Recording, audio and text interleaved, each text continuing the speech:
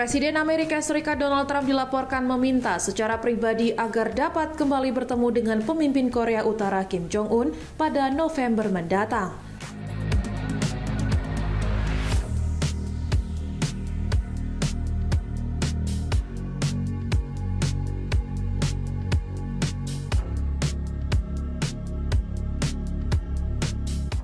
Permintaan tersebut diharapkan dapat terwujud saat Trump menghadiri konferensi tingkat tinggi APEC yang dijadwalkan berlangsung di Shenzhen, China.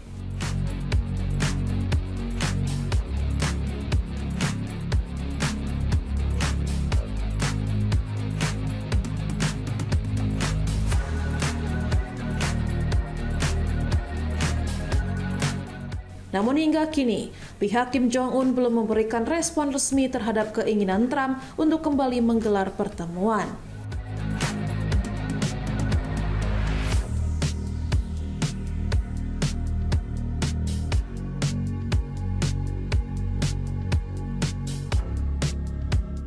Laporan mengenai rencana tersebut mencuat setelah Trump disebut telah menyampaikan keinginannya kepada para ajudan untuk bertemu langsung dengan pemimpin Korea Utara.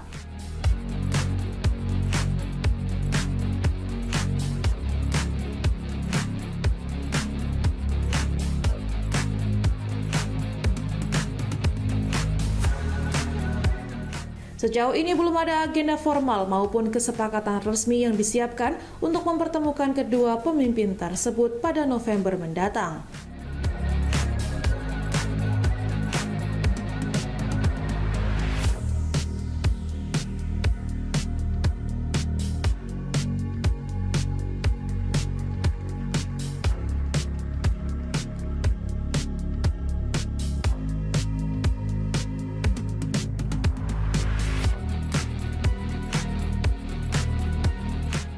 Trump sebelumnya sempat mengeklaim bahwa Kim Jong-un telah merespons permintaannya untuk berdialog, meski belum ada kepastian mengenai bentuk respons tersebut.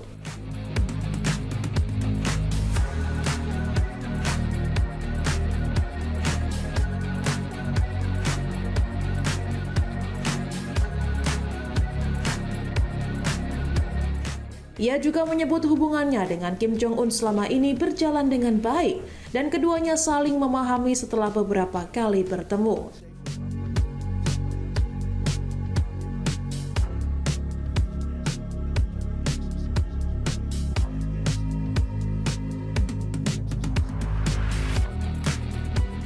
Pernyataan Trump itu disampaikan di tengah kebijakannya yang memerintahkan pengurangan signifikan latihan militer gabungan antara Amerika Serikat dan Korea Selatan.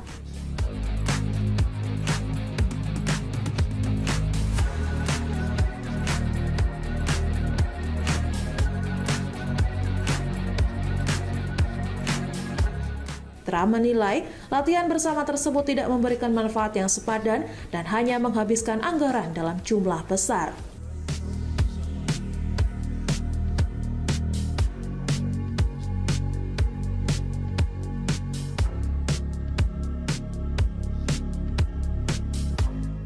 Meski Trump berharap dapat kembali bertatap muka dengan Kim Jong-un, rencana pertemuan keduanya masih belum pasti karena Pyongyang belum memberikan jawaban resmi.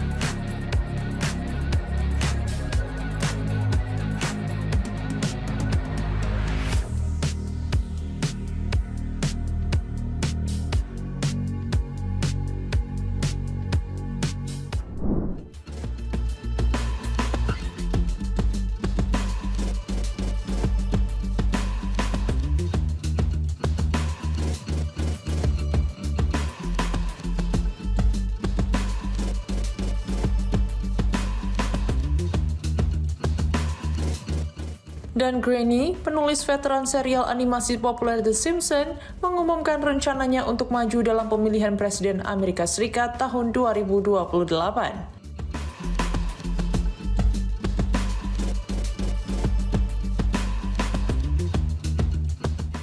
Ia mengatakan pencalonannya bertujuan untuk mengembalikan Amerika pada nilai-nilai dasar yang diyakininya.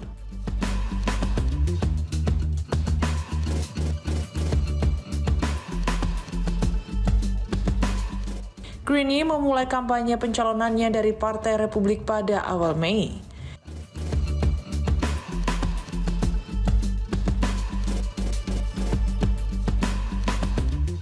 Ia mengusung gagasan yang ia sebut sebagai bentuk republikanisme retake.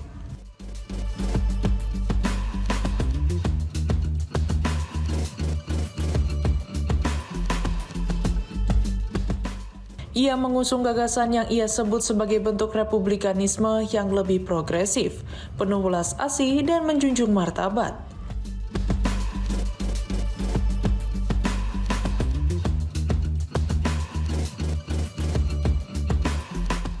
Greene dikenal sebagai salah satu penulis episode The Simpsons tahun 2000 berjudul Back to the Future.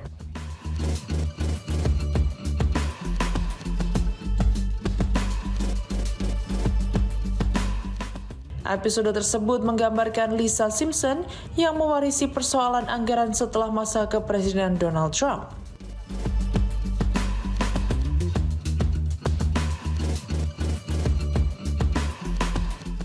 Menurut Greene, saat episode itu dibuat, para penulis hanya mencari gambaran seorang mantan presiden yang meninggalkan negara dalam kondisi kacau.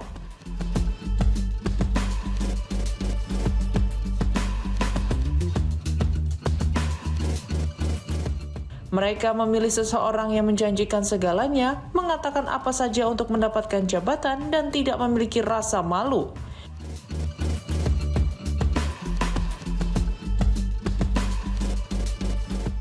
Kami memilih Donald Trump dan ternyata itu benar-benar terjadi, ujarnya.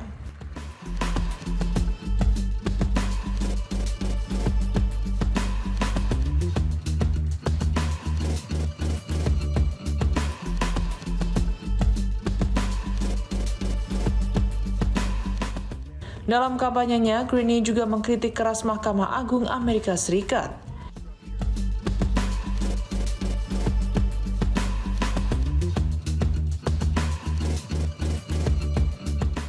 Ia menilai lembaga tersebut telah memperbesar pengaruh kelompok kaya dalam politik dan mengabaikan kepentingan masyarakat luas.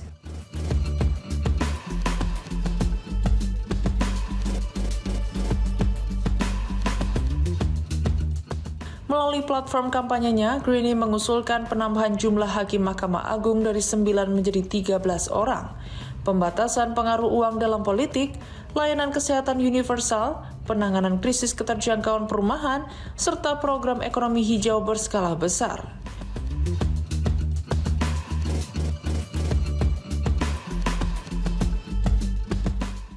Ia juga mendukung hak aborsi, aturan kepemilikan senjata yang lebih ketat, serta reformasi demokrasi dan pemerintahan.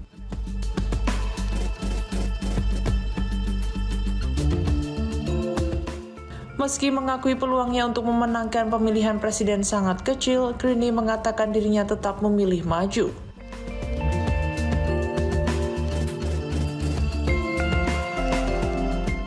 Bagi saya, pilihannya adalah melakukan ini atau tidak melakukan apa-apa, kata Greene.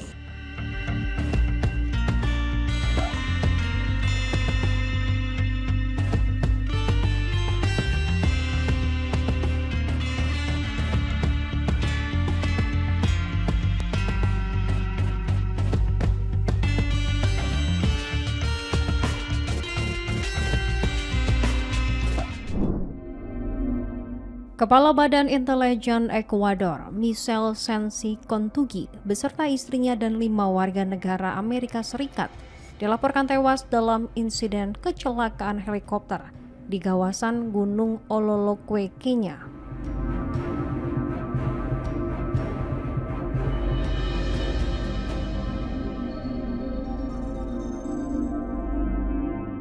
Helikopter yang mengangkut 7 orang penumpang tersebut jatuh pada Rabu pagi waktu setempat di medan yang terjal.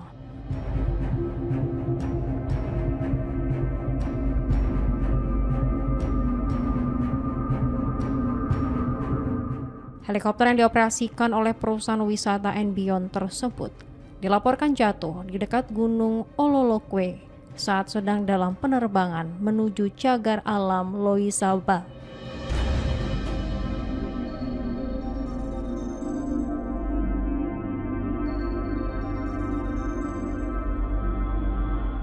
Tim Palang Merah Kenya bersama aparat kepolisian setempat langsung menerjunkan tim ke lokasi kejadian untuk melakukan operasi pencarian, pemadaman api, serta evakuasi puing-puing pesawat.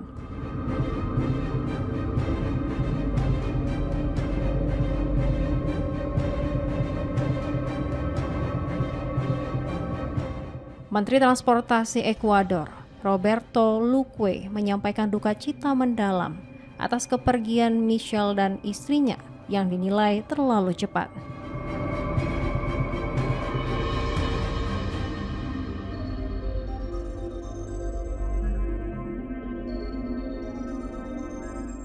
Sementara itu, pihak Departemen Luar Negeri Amerika Serikat melalui kedutaan besarnya telah berkoordinasi dengan otoritas setempat guna memberikan bantuan kekonsuleran serta menyampaikan belasungkawa kepada keluarga korban.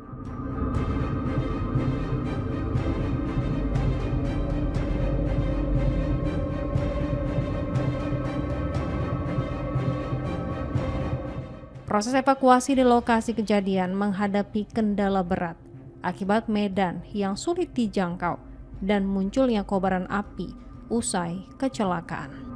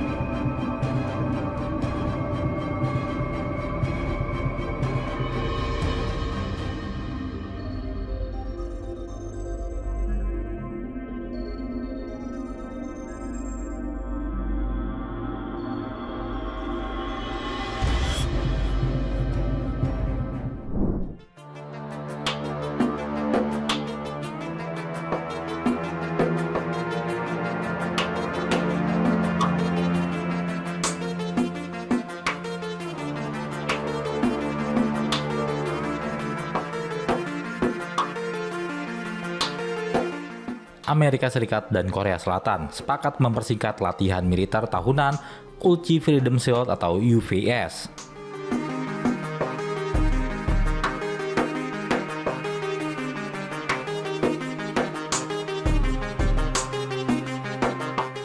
Latihan yang semula dijadwalkan berlangsung hingga 27 Agustus itu kini akan berakhir pada 21 Agustus.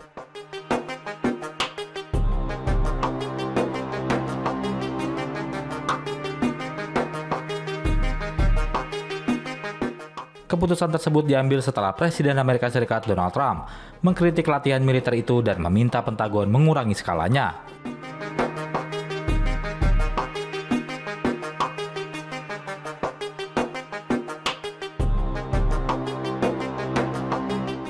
Trump menyebut latihan tersebut sebagai kegiatan yang tidak pantas dan bermusuhan.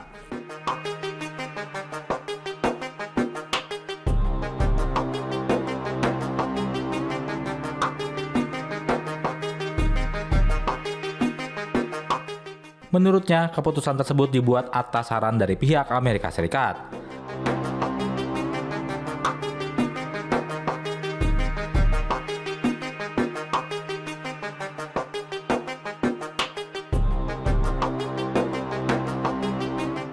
Pentagon mengatakan latihan tetap akan mempertahankan kesiapan militer penting meski skalanya dikurangi secara signifikan.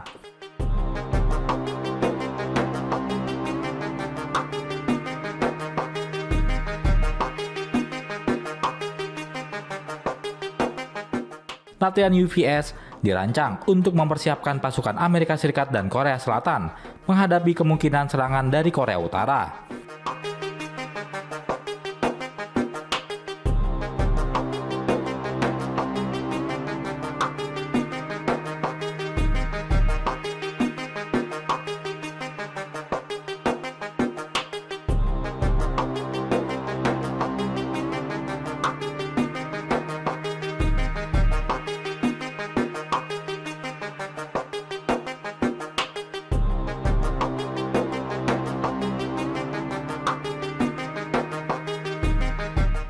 Latihan tersebut awalnya terdiri dari dua fase. Fase pertama berfokus pada pertahanan dari potensi ancaman Korea Utara dan tetap berlangsung hingga 21 Agustus.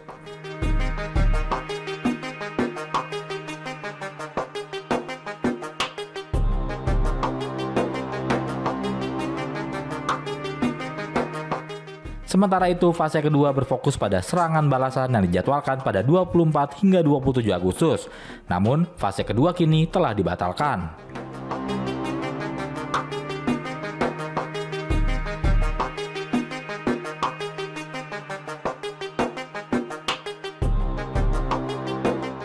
Pejabat militer Korea Selatan mengatakan kepada AFP bahwa Seoul memandang keputusan itu sebagai tidak biasa.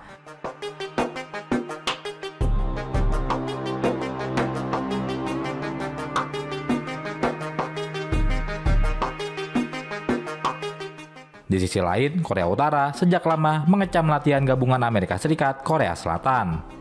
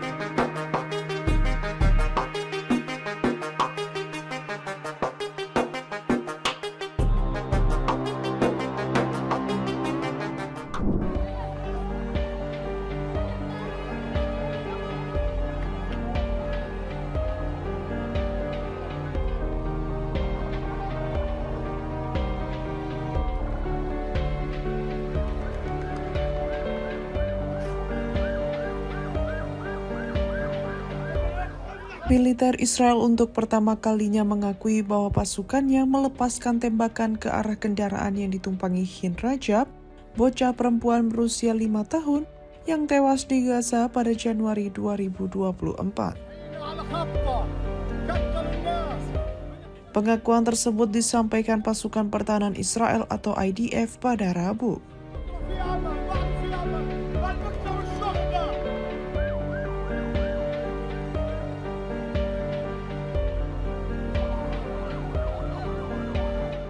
IDF juga menyatakan telah membuka penyelidikan pidana atas insiden yang sempat menjadi salah satu simbol penderitaan anak-anak di Gaza tersebut.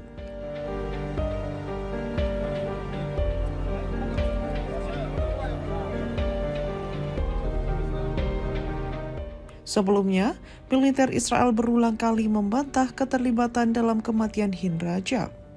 Bahkan hasil penyelidikan awal beberapa bulan setelah kejadian menyebut, pasukan Israel tidak berada di dekat kendaraan maupun dalam jarak tembak dari mobil yang ditumpangi Hind dan keluarganya. Namun kini, IDF mengakui adanya tembakan dari pasukan Israel.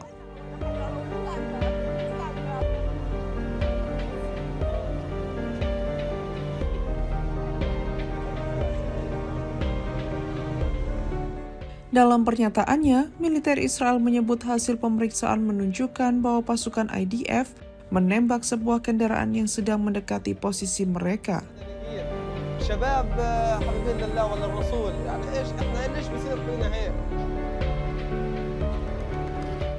Keputusan untuk membuka penyelidikan pidana juga diambil setelah ditemukan adanya persoalan dalam koordinasi pergerakan ambulans Bulan Sabit Merah Palestina yang dikirim untuk menyelamatkan Hind.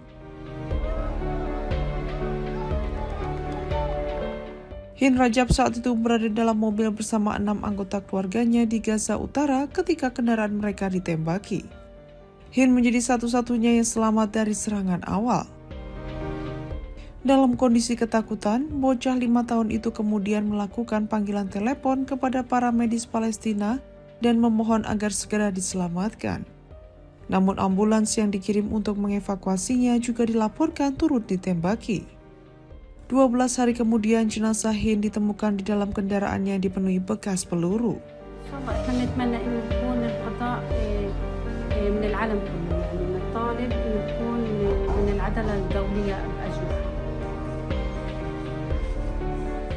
Kasus ini kini menjadi salah satu dari 2 insiden besar yang mendorong militer Israel membuka penyelidikan pidana. Meski demikian, IDF dilaporkan tidak akan menyelidiki 3 serangan lain pada masa awal perang yang menewaskan sejumlah pekerja kemanusiaan.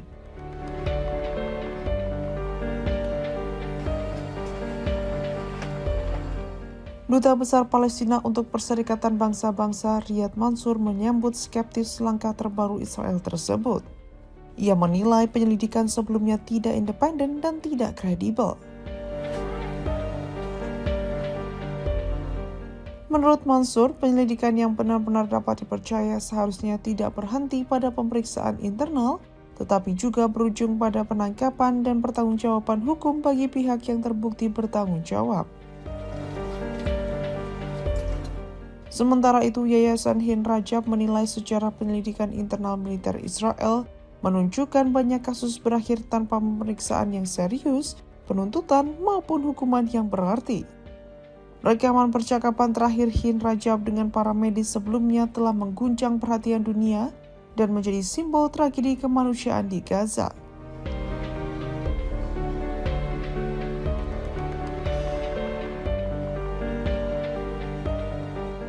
Kini setelah lebih dari 2 tahun berlalu, pengakuan militer Israel bahwa pasukannya memang melepaskan tembakan ke arah kendaraan tersebut membuka kembali tuntutan dunia internasional.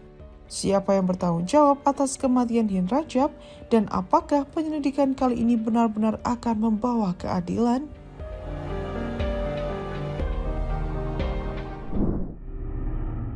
Kim Yo Jong, adik perempuan pemimpin Korea Utara Kim Jong Un, menegaskan bahwa Pyongyang tetap memandang kebijakan Amerika Serikat sebagai ancaman dan tindakan bermusuhan. Meskipun Presiden Donald Trump memerintahkan pengurangan signifikan keterlibatan pasukan Amerika Serikat dalam latihan militer gabungan dengan Korea Selatan. Dalam pernyataan yang diterbitkan media pemerintah KCNA pada Rabu 19 Agustus, Kim Yo Jong mengatakan Korea Utara tidak melihat adanya perubahan mendasar dari keputusan Washington untuk mengurangi skala latihan tersebut. Menurutnya, pengurangan jumlah pasukan maupun durasi latihan tidak akan mengubah karakter latihan militer gabungan Amerika Serikat Korea Selatan yang dianggap Pyongyang sebagai tindakan provokatif. Mengurangi skala atau durasi latihan tidak mengubah sifat provokatif dan bermusuhan dari latihan militer semacam itu, tegas Kim Yo Jong. Ia juga menyinggung hubungan pribadi antara Presiden Donald Trump dan Kim Jong Un.